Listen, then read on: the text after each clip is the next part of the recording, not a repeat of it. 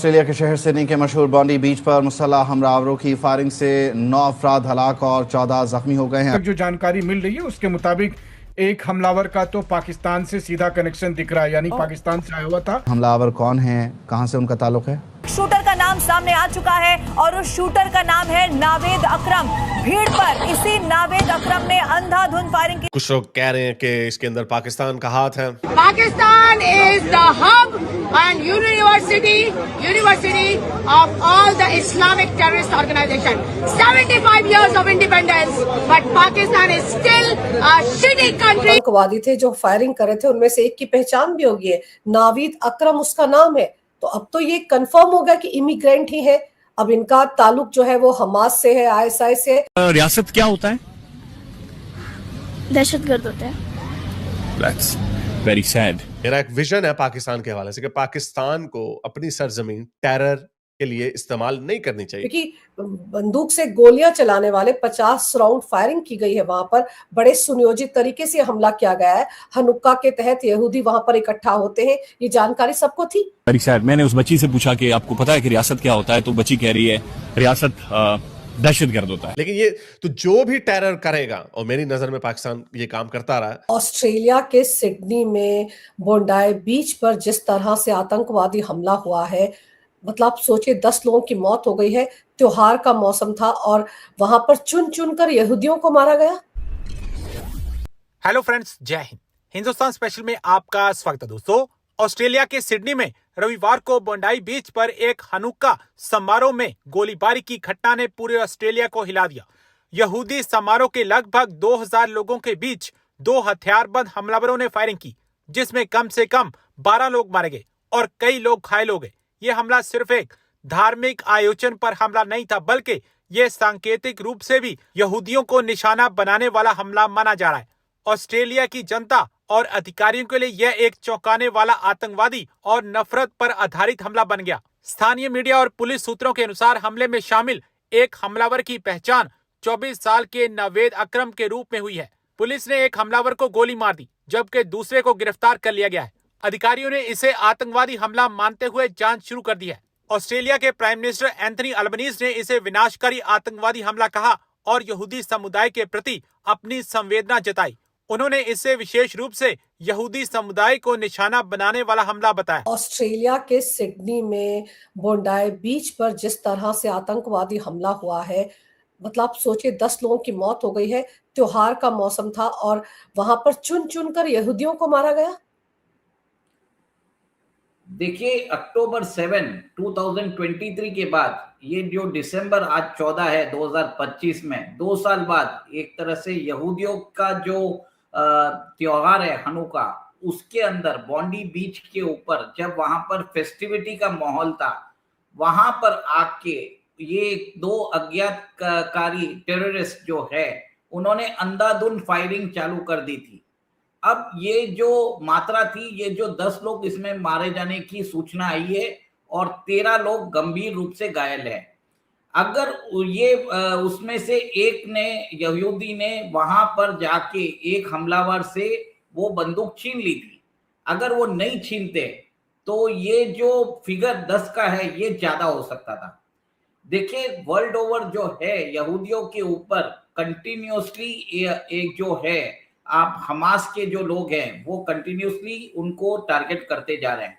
अक्टूबर 7, 2023 को भी देखिए 1200 लोगों को मार दिया गया। वहां पर भी सेलिब्रेशन हो रहा था, कॉन्सर्ट हो रहा था जब, और उसी समय पर आपने देखा है, वर्ल्ड ने देखा है कि कैसे हमास के टेररिस्ट ने वहां पर जाके शांति भंग किया। अब अमेरिका एक यूएस ब्रोकर्ड सीज फायर पर बात कर रहा है। वहां पर डोनाल्ड ट्रंप ने बहुत बड़ी जो इजिप्ट में है बहुत बड़ी समिट भी की है। वर्ल्ड ओवर लीडर्स भी जाके आए थे, सब लोगों ने एक तरह से प्रशंसा की और इसके अंदर फेज 2 की बात चल रही थी, ये जो पीस प्रोसेस की। और कल ही एक तरह से न्यूज आई है कि हमास का जो एक टॉप ऑपरेटिव है रात 7, उसको एलिमिनेट कर दिया गया। ये वही ऑपरेटिव है जो हमास का मिलिटेंट विंग हम जो गाजा में है वापस उसको तैयार करने की कोशिश कर रहा था। इजराइल ने उसको एलिमिनेट कर दिया। मुझे ये लगता है कि कल जो उनके जो कमांडर, मिलिट्री कमांडर को एलिमिनेट किया, उसके जवाब में आज इनके जो स्लीपर सेल्स है उन्होंने एक्टिवेट होके यहाँ पर अंधाधुंध फायरिंग की है।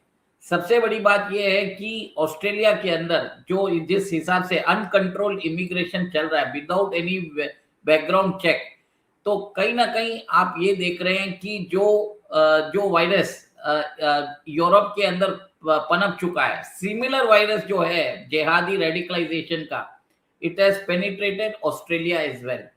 और 7 अक्टूबर 2023 से पहले एवरेज जो जूइश पे ऑस्ट्रेलिया में अटैक होते थे वो 400 या 500 इंसिडेंट्स होते थे, अब ये बढ़कर 2000 इंसिडेंट हो चुके हैं और कहीं ना कहीं से देखिए 4 गुना बढ़ चुके हैं। सिनागॉग्स पे हमला हुआ है, जूइश के एस्टैब्लिशमेंट्स पे हमला हुआ है।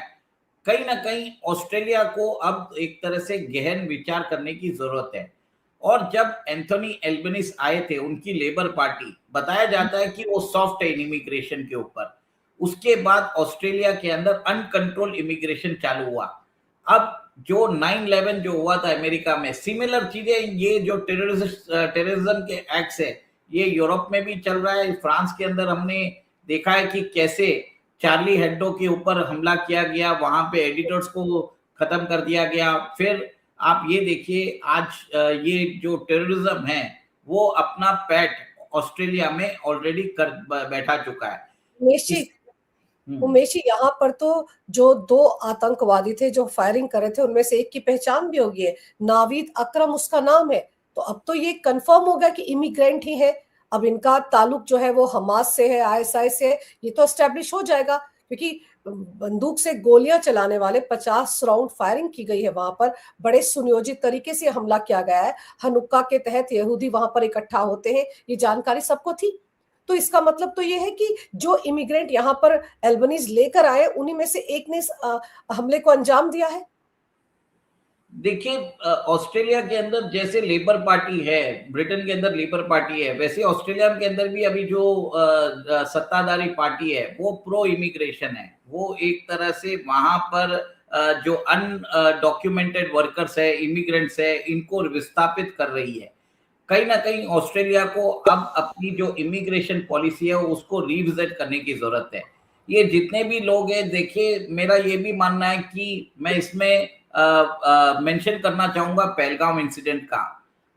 अभी जो है जिसमें सिर्फ 10 लोग मारे गए हैं, हमारे यहाँ पे तो 25 लोगों को स्लॉटर कर दिया गया था, हिंदूज को। तो वर्ल्ड ओवर जूस के अंदर टारगेटिंग नहीं हो रही है, हिंदूज के अगेंस्ट भी टारगेटिंग हो रही है। और सबसे बड़ी बात है, ये सारे जो देश है जैसे अमेरिका है, यूके है, कनाडा है, ऑस्ट्रेलिया है और न्यूजीलैंड है, कंटिन्यूसली यहाँ पर हिंदूज को टारगेट किया जा रहा है। और ये 5 देशों ने जो खालिस्तानी ऑपरेटिव्स है अपने देश में, इनको पनाह दे के रखी है।